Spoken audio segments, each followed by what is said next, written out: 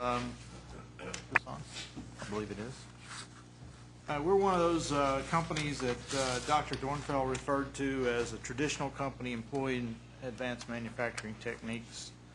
We wouldn't be alive without advanced manufacturing techniques. We would not have survived our many years in business. We are the largest steel company in the western U.S., which California Steel down in Fontana. We produce carbon steel sheet and tubular products. Let's see, I think I have a presentation somewhere there. Sorry.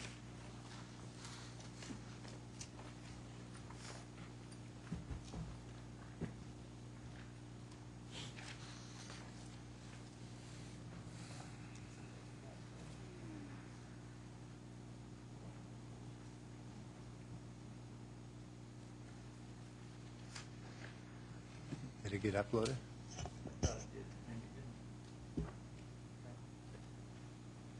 Well, do you have the handouts? Yeah. Okay, we'll just go with that. Thank you. We have 200 active customers, most of whom are in California, most of whom are not big businesses either.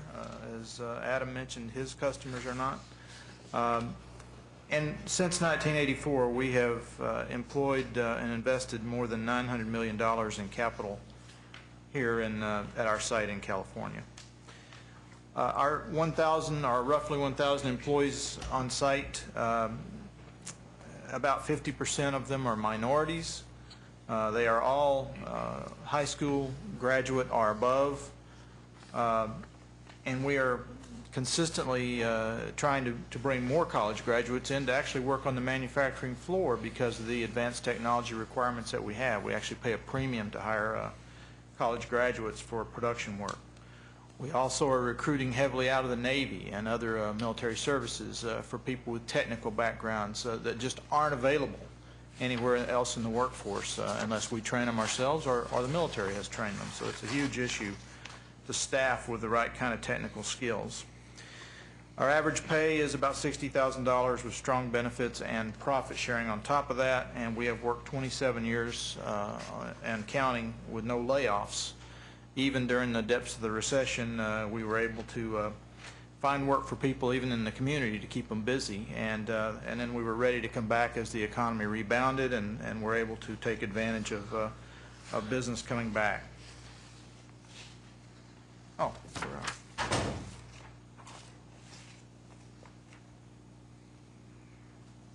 our business model is one that kind of developed over the years. Originally on our site was a company called Kaiser Steel, which was an integrated steel company, and they went out of business in '83. We were formed in '84, and rather than make steel, we buy steel. We buy steel in the form of 20-ton steel slabs, and we convert it to various forms of steel sheet, which can then be stamped and rolled and processed into many, many products.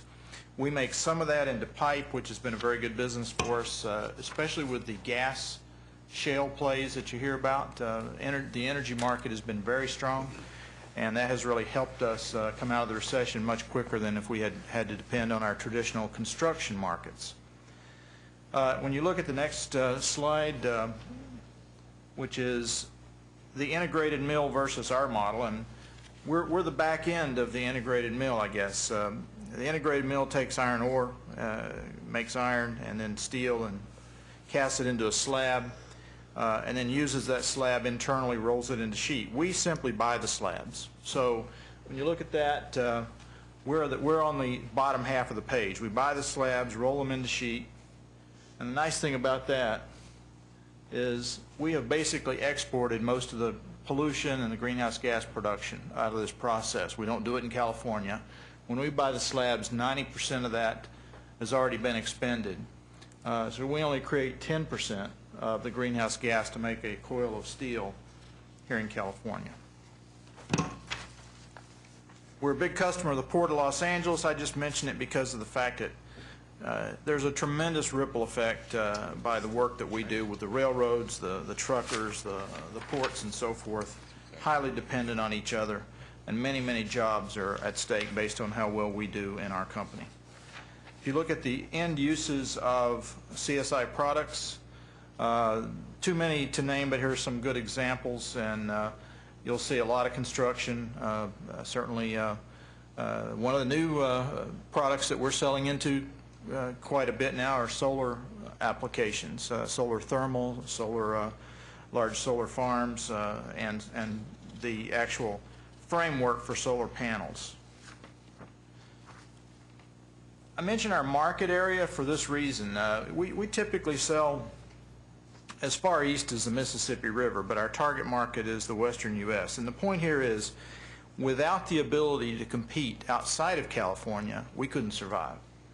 You know, you don't build a steel mill just sized to meet the state requirements. You build a steel mill to serve a geographical region that transportation costs can bear. And we have some of the highest cost electricity in the nation of any steel mill, if not the highest. Many of our environmental permitting costs and things are completely off scale compared to other states. We don't have the incentives to invest in capital here in California that other states have. And yet, we're here in California, we aren't going anywhere, and we serve not only California, but the entire western U.S. And we have to compete against our back east competitors, domestic, our global competitors from Asia particularly. And we have to be able to compete and still bear those California costs, those California unique costs. And that is a challenge. And if you can't be advanced in your manufacturing, you can't do that. And that is a fact. If you look at what we've invested, I mentioned the $900 million. Here are just some of the pictures of some of the beautiful, highly advanced equipment that we've installed over the years and some of our bigger capital investments. And I'll remind you that these capital investments that you see here were certainly incentivized by the Manufacturers Investment Tax Credit that expired in 2003, which paid 6% on capital investment and 6% on the labor expense of all of these installations, and certainly was a factor in decisions to install these highly advanced technical improvements to our facility. All of these improvements that you see that I'm showing here, some of our bigger ones, were for quality, efficiency, and market development. None of them were for increased production. None of them increased our capacity. They simply met the market need, and they simply met the efficiency need required to survive and thrive in California.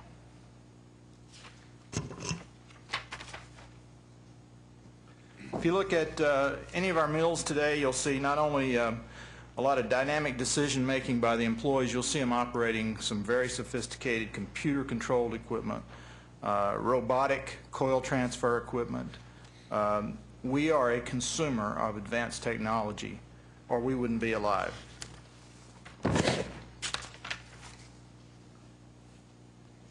We also finally did invest in some additional capacity. I mentioned those other investments were not for capacity.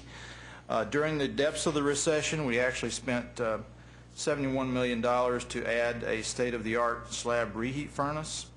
We're pretty excited about it. It increases our capacity 50% with much lower emissions. We believe it is the most modern and environmentally effective reheat furnace of its type in the nation, if not in the world. Greenhouse gas emissions were reduced per ton by approximately 20%. NOx emissions were reduced in whole by about almost 70%, and particulate matter emissions reduced by about 20%. And here's a picture of one of our beautiful slabs being ejected to be rolled into sheet out of that new reheat furnace. When you look at our history of these investments we've made, the red line you see in this chart, going back to 1990, and I use 1990 as an important year for all of us because now we're facing AB 32, and that's kind of a benchmark that we're being asked as a state to get back to on greenhouse gas emissions.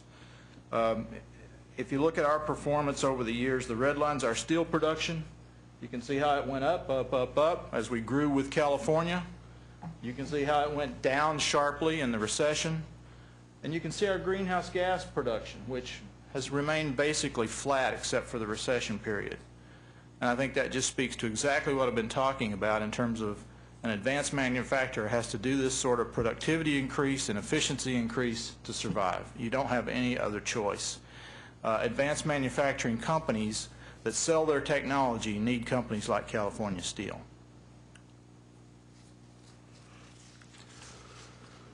this is why it's important.